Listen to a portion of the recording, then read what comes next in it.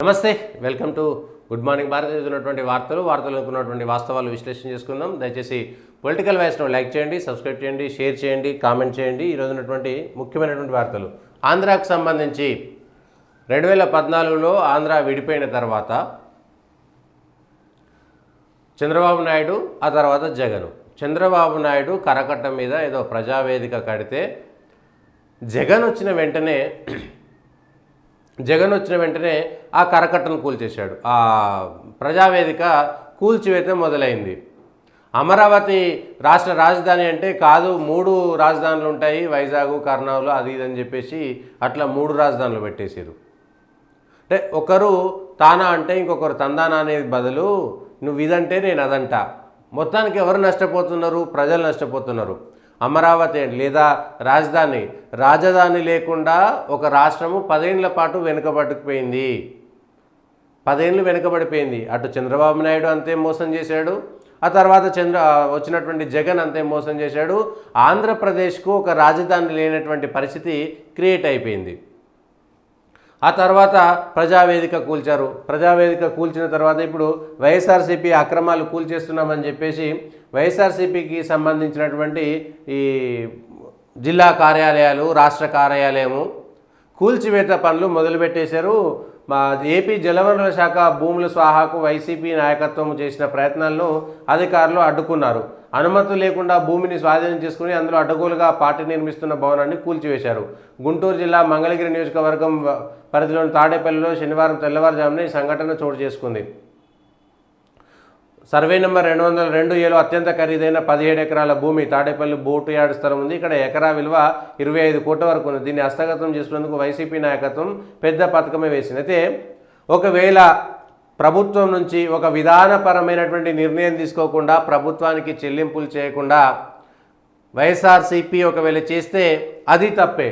లేదు, అది చేయకుండా ఇది కావాలని వచ్చిన వెంటనే చేస్తే వీళ్ళది తప్పే. 2 ఎకరాల స్థలాన్ని వైసీపీకి కట్టబెడుతూ ఉత్తర్వులు ఇచ్చారు అప్పటి గుంటూరు జిల్లా కలెక్టరు, తాడేపల్లి మండల తహసీల్దారు. సదరు బోటు యార్డ్ భూమిని 2 ఎకరాలు ఆ శాఖాధికారులకు అంగీకరించలేదు. అయినప్పటికీ సార్వత్రిక ఎన్నికల ముందు వైసీపీ నాయకత్వం సదరు స్థలంలో హడావుడిగా కాంక్రీట్ నిర్మాణాలు మొదలుపెట్టింది. వాస్తవంగా కేటాయించింది 2 ఎకరాలైనా మిగిలిన 15 ఎకరాలను స్వాహా చేయాలనేది అసలు ఎత్తుగడ. ఎకరం 25 కోట్లకు పైగా 17 ఎకరాల స్థలాన్ని 33 సంవత్సరాల లీజుకు ఎకరాకు రూపాయికి 1000 వంతున, అది కూడా 2 ఎకరాలకు మాత్రమే పేరిట స్వాధీనం చేసుకోవాలని ఎన్ఓసి పత్రం లేకుండా బోటు యార్డు స్థలంలో ఎటువంటి అనుమతి. గుంటూరు కలెక్టరు, తహసీల్దారు ఓకే చెప్పాడు. కలెక్టర్ మెజిస్ట్రేట్ జిల్లాకు సంబంధించింది కదా. కలెక్టర్ చెప్పిన తర్వాత ఇంకా దానికి అనుమతులు లేవని ఎట్లా అంటారు? మున్సిపల్ కార్పొరేషన్ అధికారులు దృష్టికి అదే రోజున తక్షణమే నిర్మాణం నిలిపివేసి అనుమతులకు సంబంధించిన తగు వివరణ ఇవ్వాలని కోరుతూ వైసీపీ అధిష్టానానికి ప్రొవిజన్స్ ఆర్డర్స్ ఇచ్చామని కార్పొరేషన్ కమిషనరు. మరి కార్పొరేషన్ కమిషన్ అంతకుముందు ఎందుకు ఇవ్వలేదు? ఇప్పుడు రేపు పొద్దుగాల తెలుగుదేశం పార్టీ కూడా ఇదే పని చేస్తుందా? అయినా వైసీపీ అధిష్టానం ఉలుకు పలుకు లేకుండా నిర్లక్ష్యంగా వ్యవహరించిందని వెల్లడించారు. ఈలోగా రాజధాని ప్రాంత అభివృద్ధి సంస్థ కూడా సదరు అక్రమ నిర్మాణాలకు సంబంధించిన ప్రొవిజనల్ ఆర్డర్స్ను, కన్ఫర్మేషన్ ఆర్డర్స్ను చేసింది. సీడ్ యాక్సెస్ రోడ్డు మొత్తానికైతే ఇక్కడ జగన్ అనేటువంటి వ్యక్తి పూర్తిగా ప్రభుత్వ స్థలాలను కబ్జా చేశాడనేటువంటి విషయాన్ని చెప్పడం కోసము చేస్తున్నటువంటి అంశాలు. ఇక ప్రతిరోజు కూడా వైఎస్ఆర్సీపీకి సంబంధించి, జగన్కు సంబంధించినటువంటి అంశాలను రోజువారీ కార్యకలాపాల కింద ఇస్తారు. అప్పుడు ప్రజావేదిక కూలగొట్టిన జగన్ది తప్పే. ఇప్పుడు వైసీపీ ఆఫీస్ను ఈ రోజుకే కూలగొట్టాల్సినటువంటి అవసరమే వచ్చింది. గుంటూరు కలెక్టరు, తహసీల్దార్ ఎందుకు ఇచ్చారు ఆ రోజు? అంటే అధికారంలో ఏ పార్టీ ఉంటే ఆ పార్టీ ఇష్టం ఉన్నట్టుగా తమకు స్థలాలు కేటాయించుకోవడం. తెలంగాణలో కూడా టీఆర్ఎస్ పార్టీ అట్లనే కేటాయించుకున్నది. అన్ని జిల్లాల్లో కూడా ఆ పార్టీ ఆఫీసులు కట్టింది. మరి ఇక్కడ ఎందుకు కూలగొట్టలేదు? తెలంగాణ ప్రభుత్వం, కాంగ్రెస్ సర్కార్ వచ్చిన తర్వాత ఆ భూముల కేటాయింపులపైన ఎందుకు విచారణ జరపలేదు? ఆంధ్రాలో వచ్చిన తర్వాత ఇప్పుడు ఇది ఫ్యాక్షన్ రాజకీయం కిందికి కలిసి వస్తుంది కదా. ఫ్యాక్షన్ రాజకీయం కాదంటారా ఇది? ఈనాడుకు సంబంధించినటువంటి ఆంధ్రప్రదేశ్ ఎడిషన్లో కూడా ఇదే మొత్తం ఇదే వార్త పూర్తి స్థాయిగా ఇచ్చారు. ఇది ఓపెన్ కాలేదు. ఈనాడుకు సంబంధించినటువంటి ఆంధ్ర ఎడిషన్లో కూడా అదే వచ్చింది. మొత్తం వైఎస్ఆర్సీపీకి సంబంధించినటువంటి ఏ జిల్లాల్లో ఎక్కడెక్కడ భూములు కట్టిరు అనేటువంటిది. ఎక్కడెక్కడ ఇండ్లు కట్టిరు, ప్రతి జిల్లాలో కట్టినటువంటి, ఇప్పుడు అన్ని జిల్లాలో కట్టినటువంటి వైఎస్ఆర్సీపీకి సంబంధించినటువంటి జిల్లా పార్టీ ఆఫీస్ భవనాలను ప్రభుత్వం కూలగొడుతుందా? మేము కక్ష సాధింపు చేయము, పవన్ కళ్యాణ్ చెప్పారు కదా, మేము కక్ష సాధింపు చేయము. ఇప్పుడు కక్ష సాధింపు కాదు, ప్రజలు మా మీద భరోసా పెట్టారు, మేము అభివృద్ధి కోసం పాటుపడతాము. ప్రజలు గత 5 ఏళ్ళుగా ప్రభుత్వం ద్వారా వచ్చినటువంటి అభివృద్ధిని చూడలేదు, కేవలం సంక్షేమ పథకాలు మాత్రమే చూశారు. ప్రజలు అభివృద్ధి కోసం మాకు ఇచ్చారు, కక్ష సాధింపు చేసేటువంటి సమయం మా వద్ద లేదని పవన్ కళ్యాణ్ ప్రకటించారు. కానీ వైఎస్ఆర్సీపీకి సంబంధించినటువంటి ఈ భూములు, తాడేపల్లి నిర్మాణంలో ఉన్న తమ పార్టీ కార్యాలయ భవనాన్ని కూల్చివేయడంపై వైసీపీ అధ్యక్షుడు ఎక్స్ వేదికగా స్పందించారు. రాష్ట్రంలో చంద్రబాబు నాయుడు రాజకీయ కక్ష సాధింపులకు దిగారని, దాదాపు పూర్తి కావచ్చిన మా పార్టీ కేంద్ర కార్యాలయ భవనాన్ని బుల్డోజర్లతో కూల్చివేయించారు. హైకోర్టు ఆదేశాలను బేఖాతరు చేశారు. రాష్ట్రంలో చట్టం, న్యాయం పూర్తిగా కనుమరుగైపోయి ఇప్పుడు కొత్తగా వచ్చారు కాబట్టి జగన్ చేసినటువంటి, ఈ జగన్ పైన చేసినటువంటి వాటిని చేసుకోవచ్చు. కానీ ఓవరాల్గా ప్రభుత్వ కార్యాలయాలకు జిల్లాలలో ఇచ్చేటువంటి ప్రభుత్వ భూములను ఇష్టానురాజ్యంగా ఇచ్చుకోవడము, ఇష్టానుసారంగా ఇచ్చుకోవడం అనేటువంటిది కూడా ఆలోచించాలి. పార్టీకి సంబంధించినటువంటి కార్యాలయాలు కట్టుకోవడానికి ఇది ఒక్కటే కాదు, ఇప్పటి వరకు ఏ పార్టీలకు ఏ జిల్లాలలో అట్లాంటి భూములు కేటాయించారు? వైసీపీ, టీడీపీ, కాంగ్రెస్, బీజేపీ, కమ్యూనిస్టులకు సంబంధించి వీటిపైన కూడా పూర్తి స్థాయిగా వివరాలు ఎందుకు చెప్పడం లేదు? ఆంధ్రాలో ఏ జిల్లాలలో ఏ పార్టీ కార్యాలయాలు, లేకపోతే మొత్తం ఆ పార్టీకి సంబంధించినటువంటి రాష్ట్ర కార్యాలయాలు ఎక్కడెక్కడ కట్టారు, అందులో ప్రభుత్వ భూమి ఎంత కేటాయించారు, కేటాయించినటువంటి ప్రభుత్వ భూమి ఎన్ని సంవత్సరాలు లీజుకి ఇచ్చారు, దానికి అన్ని అనుమతులు ఉన్నాయా లేదా, అనుమతులను డీవియేషన్ చేశారనేటువంటి అంశాన్ని కూడా చాలా స్పష్టంగా చెప్పాలి. ప్రభుత్వ భూములు ఎందుకు లీజుకి ఇవ్వాల్సినటువంటి అవసరం ఉన్నది?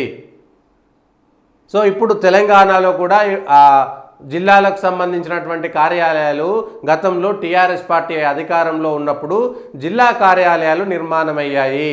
ఆ జిల్లా కార్యాలయాలు భూమి కేటాయింపు ప్రభుత్వ భూమియా, ప్రైవేటు భూమియా, ప్రభుత్వ భూమి అయితే ఏ విధంగా కేటాయించుకున్నారు, ప్రైవేటు భూమి అయితే ఏ విధంగా కేటాయించుకున్నారనేటువంటి అంశాన్ని స్పష్టంగా చెప్పాల్సినటువంటి అవసరం ఉంది. ఇది తేనె తుట్టని కదిపినట్టుగా అయింది.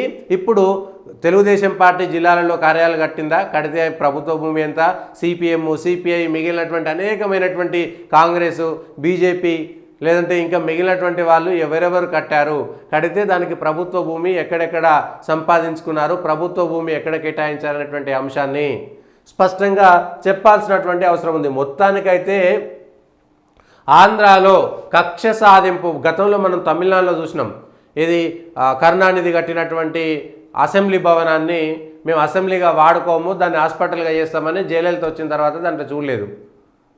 సో ఆ కక్ష సాధింపు, రాజకీయమైనటువంటి కక్ష సాధింపులు ఏ విధమైనటువంటి మేలు చేయవు ప్రజలకు అనేటువంటిది చూడాలి.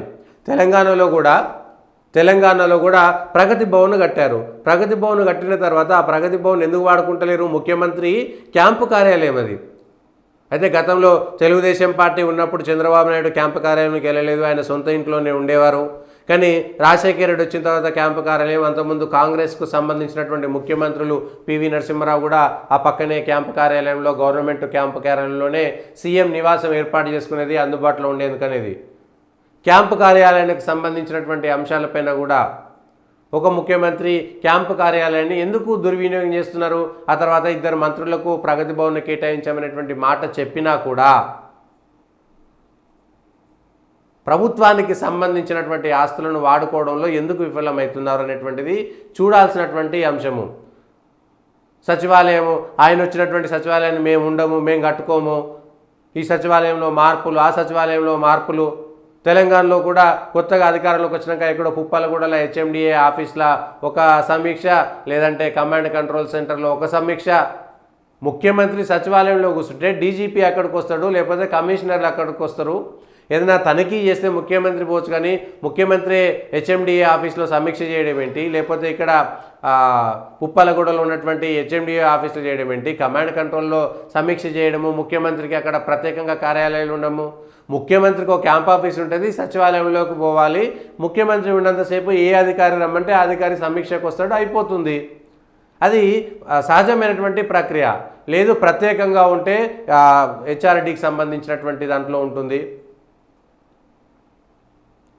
ఏది ఎంసీఆర్ హెచ్ఆర్డీ ఒకటి ఉంటుంది, లేకపోతే జూబ్లీ హాల్లో అంతకుముందు సమీక్షలు జరిపేది బ్యాంకర్లకు సంబంధించి. కానీ మిగిలినటువంటి సమీక్షలు ఏమైనా ఉంటే జూబ్లీ హాల్లోనో ఎంసీఆర్ హెచ్ఆర్డీలోనో ఎక్కడో చోట ఆ సమీక్షలు చేయాలి. కానీ ఎక్కడ పడితే అక్కడ ముఖ్యమంత్రి పోతే సమీక్షలు చేయడానికి ఒక కార్యాలయం పెట్టుకుంటూ పోతే అసలు ప్రగతి భవన్ వాడుకోకపోవడమే ఒక తప్పు. అంటే సెక్రటేరియట్లో వాస్తు దోషాలు ఉన్నాయి, అక్కడ పోవడానికి కుదరదు కాబట్టే మంచిగా వాస్తున్నటువంటి తనకు అనుకూలమైనటువంటి కొన్ని ప్రత్యేకమైనటువంటి ప్రదేశాలు పెడితే అక్కడికి వెళ్ళిన ప్రతిసారి అధికారులకు ఎంతమందికి ఇబ్బంది అవుతుంది? సెక్రటేరియట్లో సమీక్ష చేసుకునేడానికి అంత పెద్ద సెక్రటేరియట్ ఉంది, అంత విశాలమైనటువంటి అవకాశం ఉన్నటువంటి చోట మరి సచివాలయం ఎందుకు ఆయనతో మాత్రానికి? దాని అర్థం మారిపోతుంది కదా. సో ఇక్కడ కూడా అంతే, ఎవరెవరు ఏ అధికారంలో ఉన్నప్పుడు ఒక రకంగా, ప్రతిపక్షంలో ఉన్నప్పుడు ఒక రకంగా ఈ అంశాలే ఉన్నాయి.